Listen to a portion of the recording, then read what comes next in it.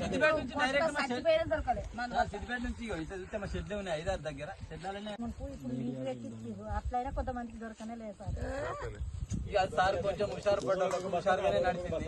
కొంచెం హుషారు పడ్డారు. 3 రోజులకు ఒకసారి యూరియా బస్తాలు ఎట్లా దొరికినాయి మొన్న? అయ్యో కష్టమైన సార్.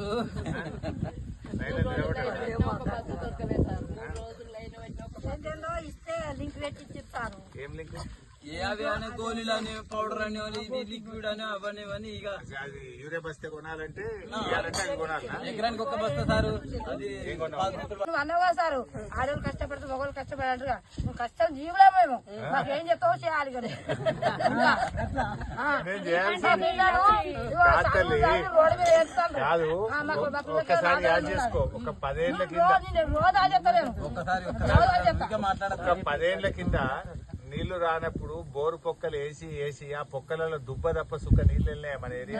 లేవు సార్, లేవు సార్. 10 బోర్లు వేస్తే 3 లక్షలు వాయి. ఇప్పుడు అసలు బోర్ బండి కనబడుతుందా ఉలపన? ఉన్నాయే నీళ్లు ఫుల్ పోతలేవా మంచిగా? మాకైతే పుష్కరం నీళ్ళు సార్. ఇక మా దగ్గర నుంచి పోతే రంగనాయక సాగర్ నీళ్ళు ఒక్క ఈ మధ్యలో నేను చెప్పింది. ఈ మధ్యలో ఈ మధ్యలో ఇక మనోళ్ళే, ఆ మధ్యలో ఉన్న కూడా మనోళ్ళే.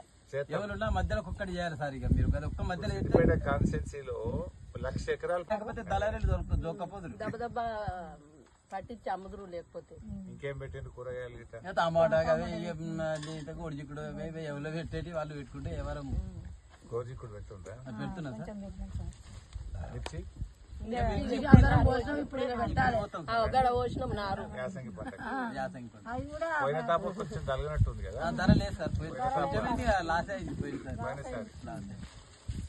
లాస్ అంటే ఇక చెప్పరాదు. లాస్తే పోయినసారి పెట్టుబడి